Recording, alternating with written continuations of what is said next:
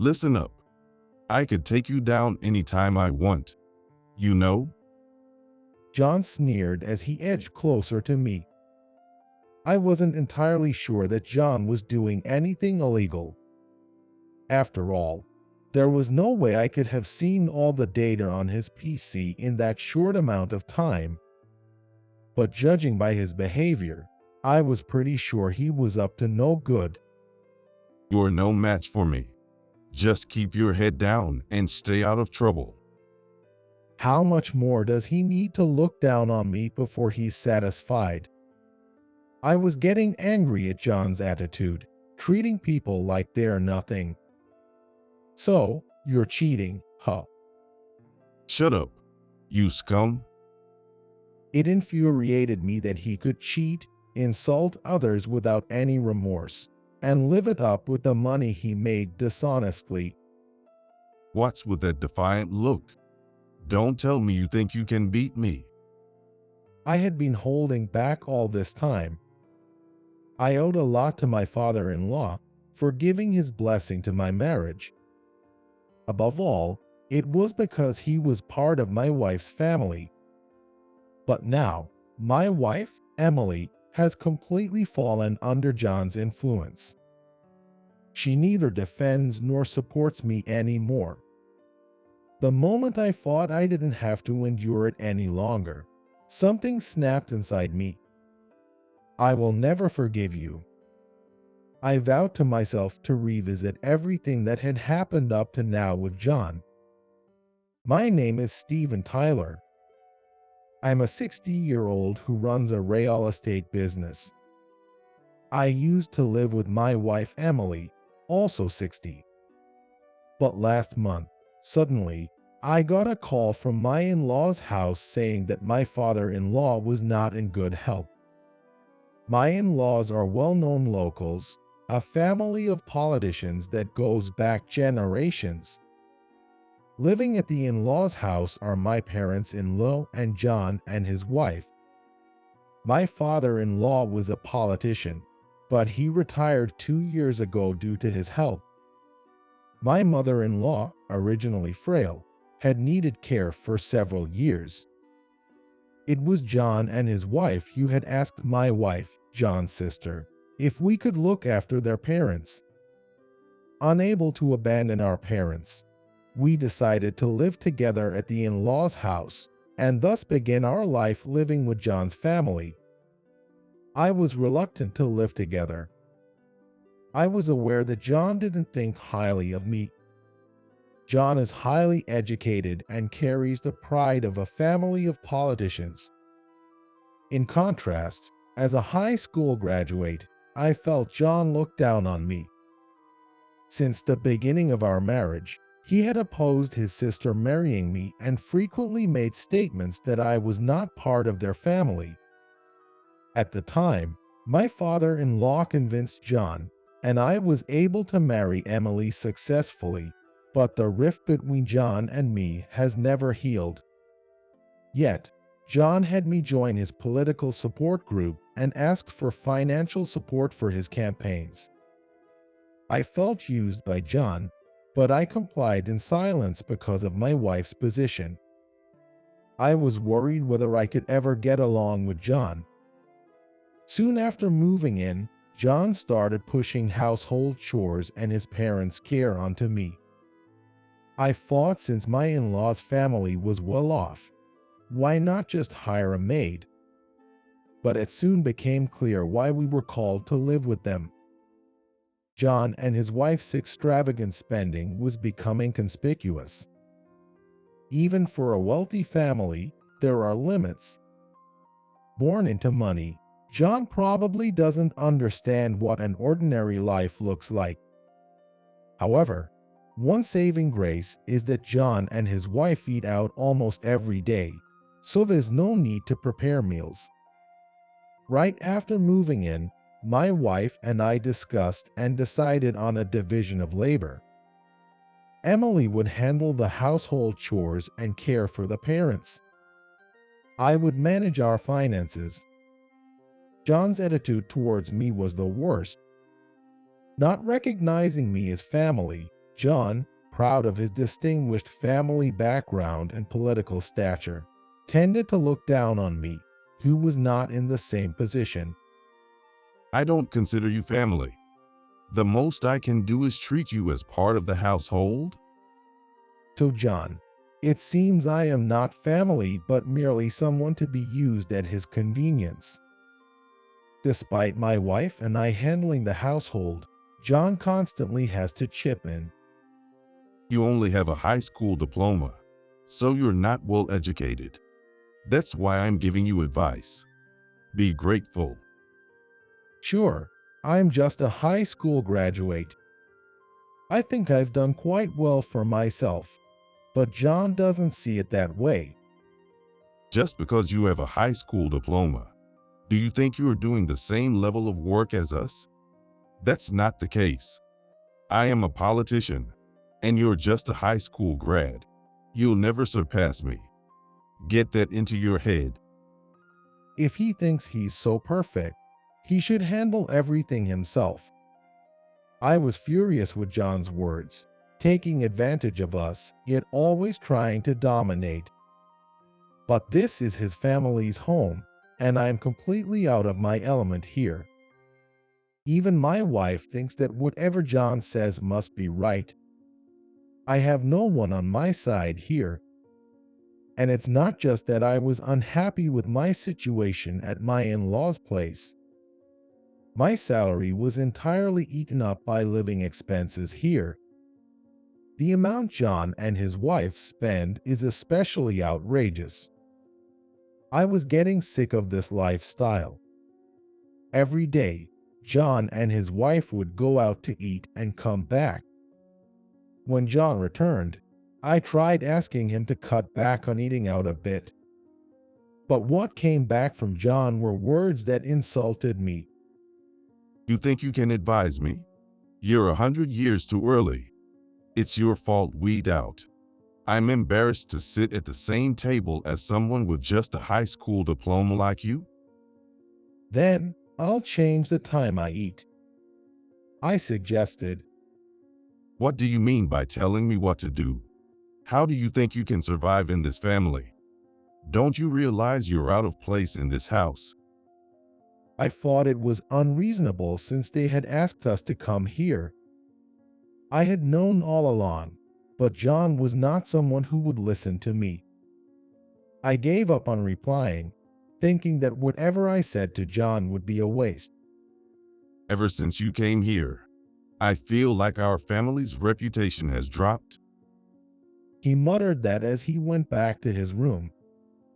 You better think about who you're talking to. Mary snapped at me, and I struggled to hold back my anger. I was dissatisfied with the things John and his wife said and their attitude toward me.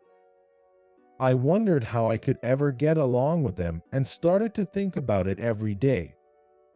A few days later, I finally discussed it with my wife. But she insisted that John was right. I did think I was at a disadvantage here. But I hadn't thought that my wife would side with John so much. From that day on, my wife's attitude changed. What surprised me the most was that my wife started to join in on John's harassing remarks towards me. It's so embarrassing I can't tell anyone I have a high school grad in my family. Me too. It's embarrassing to say that my husband is such a low-level person. I'm sorry for all the troubles he has caused you, John, Mary. My wife had started to say things like John would. Far from supporting me, she began to side with John and corner me. I tried to convince my wife, Emily, to at least be on my side. Have you always seen me this way? But I agree with John. If you were like him, I could have had a life like his wife's. I don't know if living with John and his wife influenced Emily or if she always thought this way. However, it's certain that her mindset changed rapidly after coming here.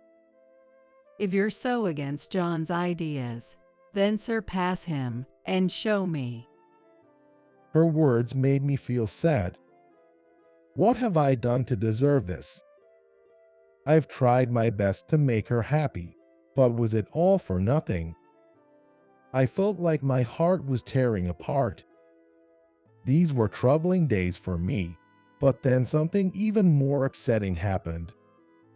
One day, when I returned from work, I found John, his wife, and Emily in the living room, looking at me as if I were a criminal. What's going on? I couldn't stand their stares and asked, only for John to accuse me unbelievably. You've been cheating on Emily behind her back. What? Apparently, they were under the impression that I was having an affair. It must have been Emily who fed this false information to John and his wife. Wait a minute. You really are scum. Emily, you should dump this guy fast. I was viciously insulted by John and his wife for something I didn't do. I desperately tried to defend myself, but they wouldn't listen. I couldn't accept it and wanted to confront Emily about why she spread these lies. I waited for a moment when she was alone and confronted her. Why would you tell such a lie? It's not a lie. Don't talk to me. I want a divorce. She said this and quickly left. The only person I could talk to between Emily and John's family was my father-in-law. But he had become bedridden and was in no condition to talk. I felt completely isolated and filled with despair. That's when it happened. Hey, if you feel bad about cheating, why don't you at least help Emily with the cleaning? I don't think it will make her forgive you, but it's better than doing nothing, right? Mary said that to me. I followed Mary's advice. I told myself that an opportunity to defend myself would come eventually, so I had to wait. Given that it was a wealthy family's home, it was extremely large and the cleaning was a chore. I silently cleaned the living room, kitchen, and all the rooms. And then, it happened while I was cleaning John's room. While cleaning the desk, I accidentally touched the mouse. Suddenly, the monitor lit up. Apparently, it had not been powered off. The PC was in sleep mode. Just as I was about to turn it off, I saw something on the monitor, records of cash income. Looking closer, there was an unusually large amount of cash recorded, including many amounts listed as public activity expenses. Is this fraud? Thinking this, I hurried back to my room to grab a USB drive and copied the data from John's PC. As I was about to leave John's room, John, who had just returned, caught me. What are you doing? Just cleaning. I tried to play it off. John glanced at the PC and asked, Did you see it? I remained silent. Listen up. I could take you down anytime I want. You know? John sneered as he edged closer to me. I wasn't entirely sure that John was doing anything illegal. After all, there was no way I could have seen all the data on his PC in that short amount of time. But judging by his behavior, I was pretty sure he was up to no good. You're no match for me. Just keep your head down and stay out of trouble. How much more does he need to look down on me before he's satisfied? I was getting angry at John's attitude, treating people like they're nothing. So, you're cheating, huh? Shut up, you scum. It infuriated me that he could cheat, insult others without any remorse, and live it up with the money he made dishonestly. What's with that defiant look? Don't tell me you think you can beat me. I had been holding back all this time. I owed a lot to my father-in-law for giving his blessing to my marriage. Above all, it was because he was part of my wife's family. But now, my wife, Emily, has completely fallen under John's influence. She neither defends nor supports me anymore. The moment I thought I didn't have to endure it any longer, something snapped inside me. I will never forgive you. I vowed to myself to revisit everything that had happened up to now with John. You scum. Well, if you think you can do it, then go ahead and try. Oh, and if you're not family, then get out. I responded to him with a smile. Yes, thank you. I will do just that. All this time boasting about his high education and being from a political family. And now, high and mighty John is about to be easily brought down by me, just a guy with a high school diploma. I couldn't stop laughing. I immediately went to my wife, Emily, and told her what John had said. So you're leaving then?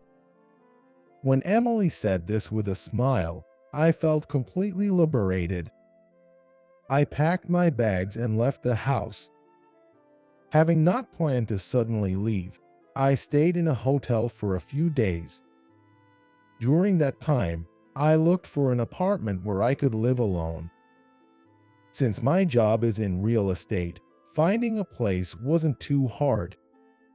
Living alone was truly comfortable.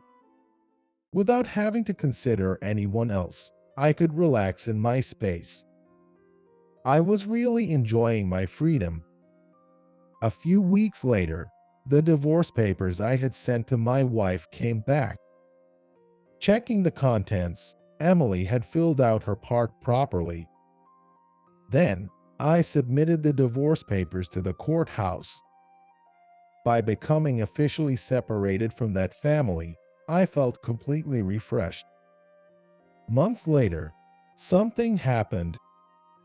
The doorbell rang, and when I went to the entrance, there was John. For a moment, I wondered how John knew where I lived, but then remembered the mailing of the divorce papers.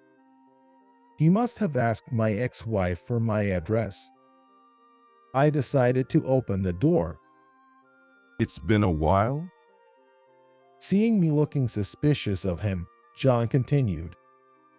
You seem to have reflected, so you're welcome to come back home. Chilled by his words, I immediately responded, "No, thank you.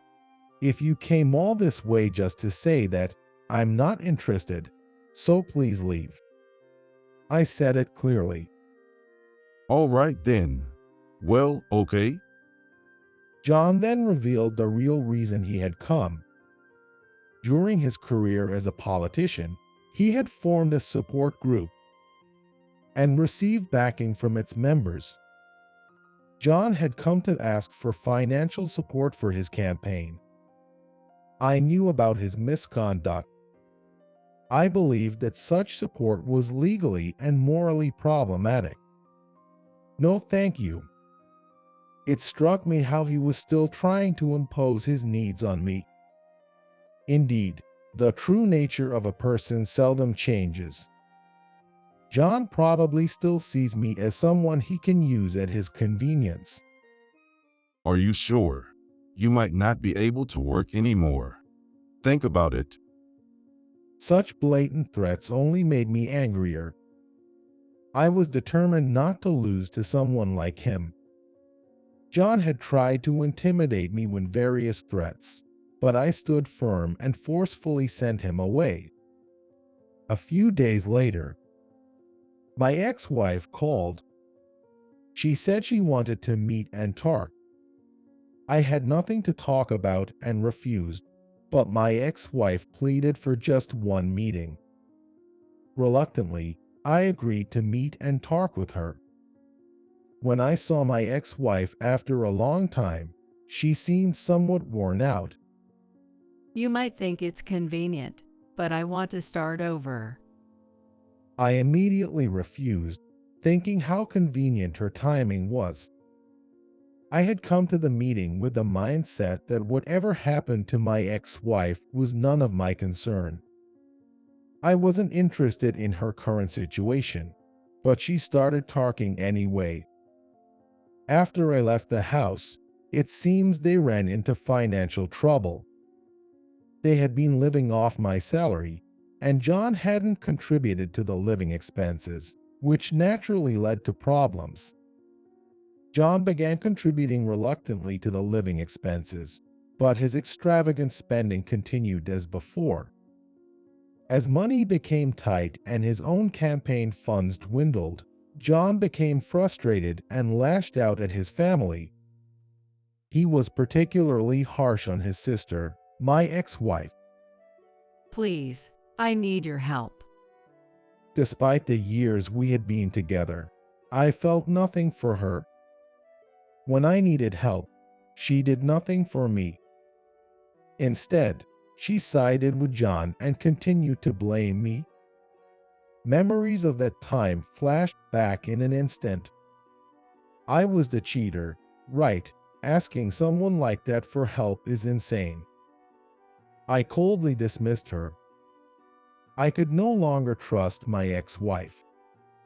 Who knew when she might betray me again? I'm sorry, that was a misunderstanding. That misunderstanding had caused me a lot of hardship and drained me both physically and mentally. A wife is supposed to stand by her husband, I thought. However, I understood the pain and loneliness inflicted by John since I had experienced it myself. For my ex-wife, John's word was absolute. But I couldn't betray my important partner like that. I'm sorry, but I can't consider getting back together with you, Emily. That's... My ex-wife broke down crying. John's word is absolute, right? Just believe and follow him. I won't forget your smirk when I said I was leaving the house. I said that to her as she cried, and then I walked away. I thought this would be the last time we would ever meet. A few days after that incident, I had been set to receive a loan for my real estate brokerage business from the bank. But suddenly, the bank declined the loan. At first, I didn't understand what had happened. Thinking calmly, I concluded it must have been John's doing.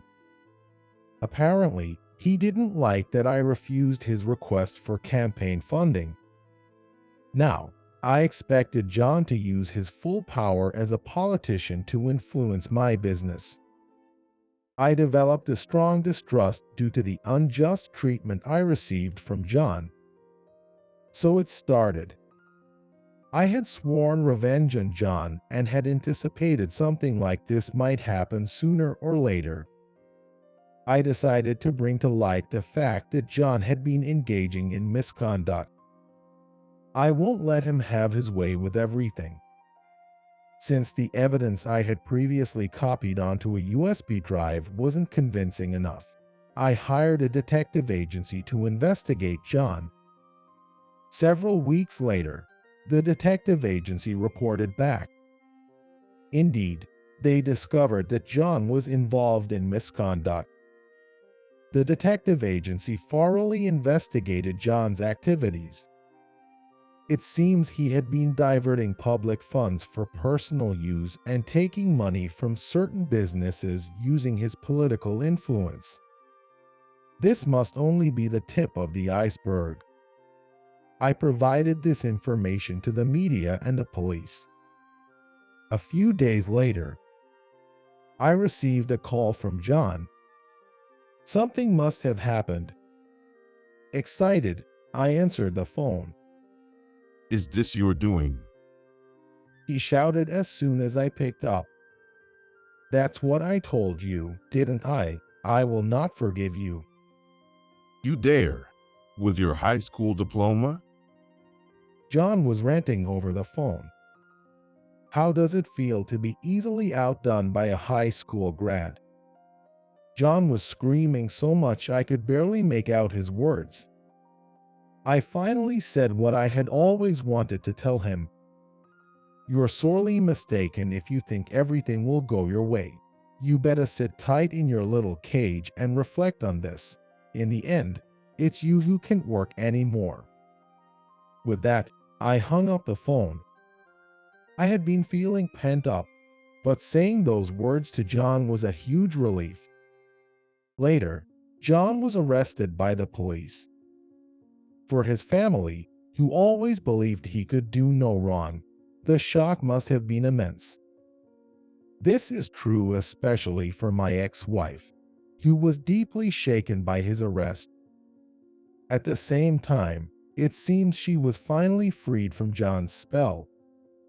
Since then, my ex-wife has contacted me multiple times. John was wrong. Kicking you out was a big mistake. As I listened, I thought it's too little too late. According to my ex-wife, Mary disappeared right after John was arrested. She's gone without a trace, and no one knows where she is. It's shocking to hear such a distinguished family fall apart like this. It seems my former in-law's home has collapsed. Since then, my ex-wife has continually pressed for reconciliation, begging if there is any way we could get back together. If you come back, I'll do anything. Please, I'm begging you. Having cleared my head from the recent events, I was indifferent. I have no plans to remarry at this age, nor do I intend to remain single forever. Moreover, while my former in-laws have some savings, it must be tough for my ex-wife to take care of her parents alone.